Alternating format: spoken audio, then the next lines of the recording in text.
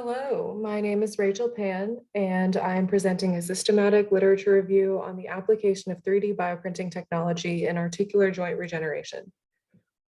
Defects in joints such as the knee or hip are very common, and the gold standard for full joint restoration is replacement with either a metal or plastic prosthetic, which have provided great benefit, but are limited in their use in younger patients as they do not fully integrate into native tissues. This work proposes an alternative to synthetic joint prostheses, and that alternative is an implant made with cells and biocompatible materials generated using 3D bioprinting, which we define as the use of computer-aided design to deposit cells and bioink through a nozzle tip. This strategy has demonstrated successful efforts in generating individual joint components, such as cartilage, bone, and vessels, as well as shown potential in overcoming challenges related to longevity and integration. Thus, we hypothesize that a triphasic vascularized osteochondral joint implant with near-native biomechanical properties can be created and optimized using this method. This work reviews the latest developments in 3D bioprinting-based tissue engineering techniques, strategies, and methods for testing constructs, in addition to the challenges and obstacles which must be addressed in order to bring the technology from the laboratory to the clinic. For this review, we searched PubMed and Web of Science databases and came up with 647 unique results. After screening and adding sources, 123 remained. Articles were then categorized as describing cartilage, bone, vascular, osteochondral, or vascular bone constructs. Our review of the 123 articles demonstrated that a lot of great work has been done using 3D bioprinting. Implants were generated using a variety of cell types from humans and non-human animals. Notably, mesenchymal stem cells were used in each construct category, as you can see in Figure 4 in the left and middle panels.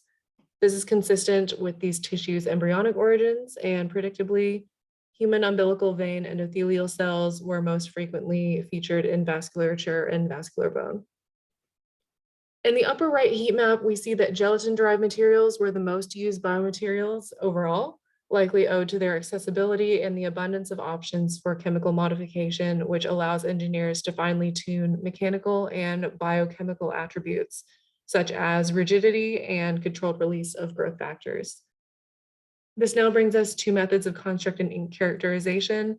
Articles which characterized physical attributes of bioinks most frequently performed mechanical testing, including compression and rheology.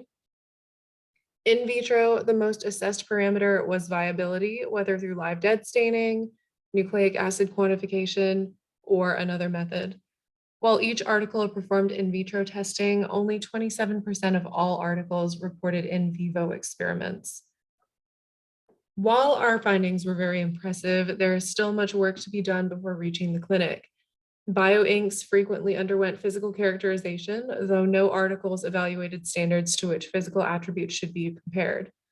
While engineering an integrated vasculature has overcome barriers to nutrient diffusion and enabled the development of larger composite structures, in vivo studies remain limited to small mammals.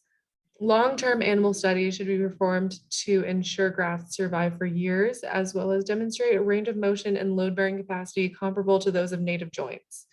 Nevertheless, this review has demonstrated the preclinical potential of this engineering strategy. 3D bioprinting will allow engineers and physicians to leverage highly tunable bioinks and mechanical properties to generate an ex vivo articular joint using a single device with native or near native biomechanical function. I would like to show my gratitude to the Regeneration Network for their grant supporting this project. Thank you for your attention.